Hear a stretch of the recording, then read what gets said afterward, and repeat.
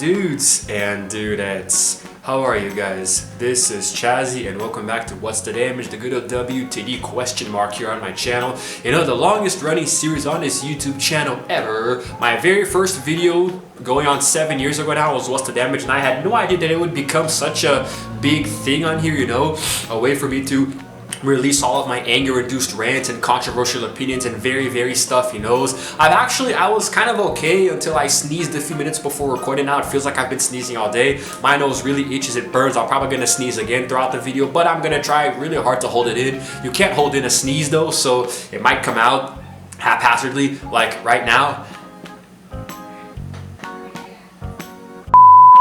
Okay, well, it didn't yet. But it's there. I can feel it coming. You know, that didn't sound right. Don't take that out of context, okay? Do not make memes out of me saying that.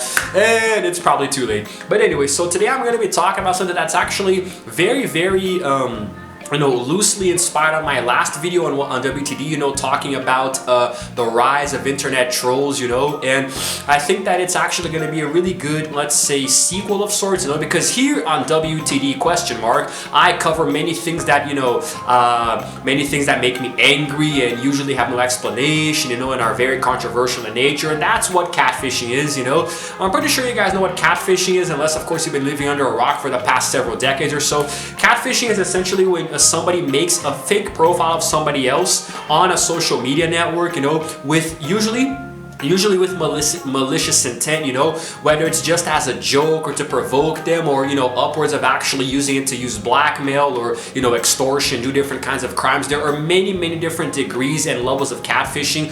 Usually they are tied to illegal activities, you know. Well, actually, the practice itself of catfishing is already illegal because it's you know, passing yourself off as somebody else. You're stealing their identity and you're also harassing somebody else online, so it can be cyber stalking and cyberbullying. So catfishing itself in any context is not appropriate, and I do believe that a large portion of it is illegal. And there's actually this documentary on Netflix called The Tinder Swindler, which is not exactly catfishing in the broad sense, because it's not a guy pretending to be somebody else. It's him actually being himself, just lying about his own status and his financial gain, you know. So basically, he was just a random guy pretending to be rich and, you know, stealing women's money and living a luxurious lifestyle with other ones. No, it was really crazy how it worked. No, it's almost like a pyramid scheme with just one person. But still, catfishing is when, for example, a man pretends to be a woman.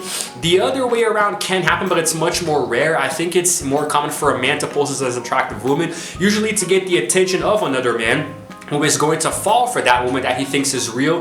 Then usually they're going to, you know, they're going to stage a meetup somewhere, you know, so they can have their first date. And when they get there, he's gonna find out that it's actually another guy, and usually that guy is a thief. You know, he's gonna mug him, or maybe worse, he's going to actually, you know, hurt and or kill him. When it's the other way around, when it's like, for example, a guy or even another woman pretending to be a man, you know, trying to seduce a woman, that can actually be much more malicious, because if the woman goes on a date, if she gets catfished, you know, believing the guy to be somebody else, then there's a very good chance that that person has the intention to either, you know, sexually assault, you know, rape, or, you know, worse, even kill the woman. So it can happen, and it's very common, but that's just it, isn't it?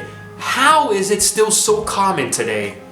I mean, if you really stop to think about it, how is it possible for somebody to still get catfished now in 2023? I mean, unless you have like half of a brainstem or something, it's really not that hard to avoid being catfished online. Like, the origin of the expression came way back in 2010, you know. Even back then it was already being used because of this documentary also called Catfish, you know, and the executive producer was he was in the show, and he was cultivating what he thought was a friendship with an 8-year-old girl long distance, which was already creepy as hell. Then he found out that it was a 40-year-old housewife, you know. Then her husband found out, and then he actually compared her to her behavior to the mythological use of a literal catfish, you know, because basically catfish are very tricky fish. Like, they look like a certain kind of fish, but they're actually different, you know. I guess they're not very cultivated around the world. So, like, in the shipping of live codfish, sometimes there will be a catfish thrown in there, and they kind of look alike. So that's a little bit of where the expression came from, if I'm not mistaken. Like, hey, you got catfish, you reeled in a fish, you know, you thought it was a cod or a different kind of fish, but it was actually a catfish. So I guess maybe they're considered sea cockroach or something, because nobody seems to like catfish. But anyway, so that's a little bit of how it works. But like they're usually it can be with the intention of causing harm to that specific victim, you know. Nobody catfishes for fun, you know. They do it because they are targeting someone specific, usually because they're trying to upset them or to expose them for something, you know, usually doing something, some form of blackmail. So there are many instances of it, you know, being used for financial gain, because a lot of times, you know, it's wish fulfillment as well. Somebody really wants to torture a specific person, and then they torment the hell out of them, and for them to stop, they actually ask them for money. It's almost like holding that person ransom with themselves, you know. It's really complicated, and obviously women can fall victim to this a lot more than men, because usually the intention towards women is much more harmful than against men, you know. If it's a guy, you'll probably just want to mug him or something, but if it's a woman, you're probably going to want to take advantage of her, you know. That's how these people think. So that's why they catfish so much. It was much more common way back in like the early to mid 2000s, when the internet was still becoming a thing. It was much easier for kids, for example, to fall victim to sexual predators online, because the parents themselves also didn't know any better. So it's kind of funny how our parents have de-evolved over the years with the internet, right? Because before, way back in the day, they'd be like, hey, be careful about what you read online, don't talk to strangers, be careful. And now our parents seem to believe everything that they see online, you know. Like your dad might come up to you and say, hey, Facebook taught me that the earth is flat, you know. Or then your mom's gonna say, hey, I saw on Instagram that the Illuminati is real and this and that. I mean, it's so crazy how that inverted, right? We're the smart ones now. But the point is that catfishing is still a serious problem, even though maybe it's because I consider myself too smart to fall for that, because I do have an informatics degree and I do teach it today. So I know a thing or two about computers, the internet, you know, so I am always very wary of what I do online, whether it's on a phone app or through my computer, you know. I'm always being very careful to clear my cache and my search history, you know, any cookies and auto saves and passwords, and I always try to access sites that are safe, you know. I keep my antiviruses up to date. So, and whenever somebody adds me or follows me on a social media platform and I think they're a little sketchy, I immediately block them. If I don't know them and I think that everything around their profile is a little sus, I just block them outright with no explanation. So, and whenever somebody tries to talk to me, you know, usually with the intention of doing something malicious, you know, I can already pick up on the hints early enough. You know, there are a lot of very easy ways for you to know if somebody is trying to catfish you, but even so, there are people who fall victim to it, especially when it involves celebrities. You have to be so stupid to fall for this, man. Like, I don't know, a hot famous celebrity, you know, who has millions of dollars, you know, somebody makes a fake profile of that celebrity and catfishes you, and you really think you're talking to them and you give them money. For example, they're a rich celebrity. No celebrity is going to ask you for money. How is it so hard to follow basic common sense etiquette on the internet, man? I mean, it's just crazy, man, you know. But I mean, all kidding aside, there are instances that are actually very tragic, you know, because usually a catfisher is going to want to lure the person to a non-public place and harm them in some way. Maybe they have the intention of kidnapping, you know, or just, you know, assaulting them right then and there, or even worse, murder. This has happened a few times, you know. There are a few noteworthy examples, like, for example, there was the case, and this is really hard to talk about, man. It makes me really sad. There was, for example, Casey Woody, you know, who was just 13 years old, and she was catfished and abducted and murdered in 2002 by a 47-year-old, you know, freaking maniac. And it was very sad, and it kind of started to open up people's eyes a little bit to how dangerous catfishing was. Unfortunately, what happened again, you know, to Carly Ryan, who was pretty much the same exact situation. You know, she was lured somewhere, abducted. I do believe that there were abductions, you know, but the point is that both girls were murdered, and this one was in 2007, and she was kidnapped by a 50-year-old pedophile. So the signs were all there. Everyone was getting catfished, you know. It was freaking crazy, man. You know, like it seems like the mid 2000s were where catfishing really flourished. You know, it was very sad, and it's actually very hard to even imagine this happening to such, you know, innocent and sweet girls who really thought they were just making friends online. There was a much more public scandal, you know, in 2013 with this football player named, I forgot his name, Manti Te'o, I don't know how to pronounce it. And there's even a two-part docuseries on Netflix talking about this, you know, where he was catfished. You know, this other guy who was actually homosexual and was attracted to him, he made a fake profile of a girl who did exist. He used her photo and a fake name, you know, and had this online romantic relationship with the guy that lasted for months, you know, and like then eventually she even you know, she faked her own, well, the guy faked the girl's death, and then she came back from the dead, this and that. It was a whole crazy thing, you know. But unfortunately, it can get even crazier than that. It starts to get worse when, you know, people, you know, jump into the self-harm aspect, you know, because unfortunately there was a very, very tragic case of this girl named Megan Meyer. And through a combination of both catfishing and also a lot of cyberbullying through MySpace, she unfortunately took her own life in 2006. It's really sad when teenagers do it because they have so much to live for, and you know, forcing somebody to commit such a heinous act, you know, and she was also just 13. I used MySpace a lot back in the day, you know, in like the early to mid to no, not the early, the mid to late 2000s when it was starting to grow, you know, and it's crazy. I know how toxic that, you know, that environment can get, you know. But the problem with these girls, man, is that everything just seemed like it was going so well. Everything was just so, you know, everything seems to be going okay, you know. You think you meet somebody and you vibe with them, you know, and it just seems like everything is going well until tragedy strikes, you know. These are just a few examples, you know, of high profile cases, but there are so many more. These are just some more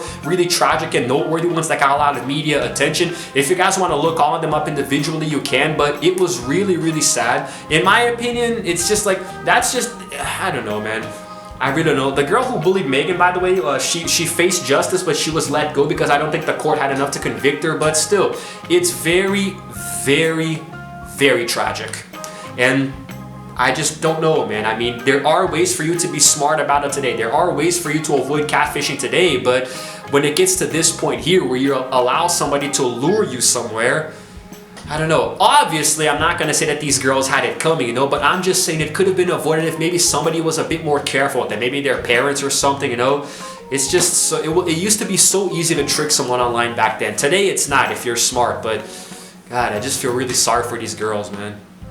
There are a few different ways for you to tell that you're being catfished, you know. Some of them, all of them, are actually very obvious, you know, but just in case you're not really on the know and know, if you are on some kind of dating website like Tinder or what else is that, Bumble, Badoo, Happen, whatever the hell, I don't know what sites the kids are using nowadays, you know, but what apps rather, but like usually if the profile photo looks a little bit too good to be true, that's because it probably is, you know. Like people on dating websites, they're not gonna do photo shoots and use headshots for their photos, you know, their profile pics. They're just gonna put in whatever random photo they took on their phone, you know. Usually if the person that you matched with looks like a freaking supermodel, odds are that they are, and they're also not the person that's talking to you. Somebody took that photo and is using it, you know. And also, if there seems to be some inconsistencies between the dating profile and the social media, like let's say you find a person on Facebook or Instagram and they seem to, although they have the same photo,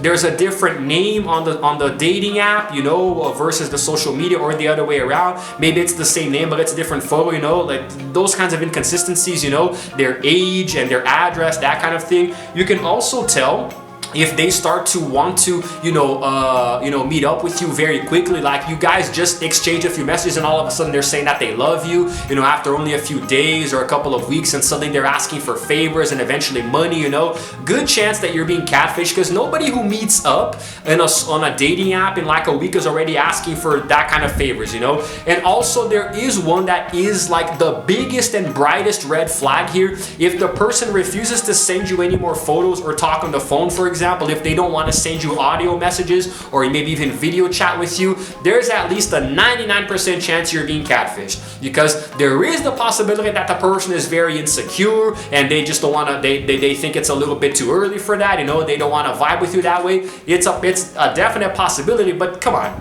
Like, if a person is on a dating app and you're vibing with them and you guys are having a chill conversation, you really think they're not going to feel comfortable enough to maybe send you a couple of audios just to confirm that, you know, it's a woman, for example, or it's a man, or maybe send a selfie showing what they're doing. There's a very easy way for you to trick a catfish. You know, if you think that somebody isn't who they say they are, just ask them to send you a photo of something very specific, you know, like oh, send me another photo of yourself. If they have an entire archive of fake photos, they can just just pull from them and send you, you know. But ask them to do like, I don't know, show me a photo of you holding up a peace sign, or maybe you doing a thumbs down, or maybe you making a dumb face, you know, or show me a video of you, I don't know, spinning or dancing around, you know. Do something, ask for something very bizarre and specific just to validate the person's existence, you know. That is a very, very quick and easy way to make sure you're not being catfished. If the person keeps refusing over and over again to give you these very basic requests, then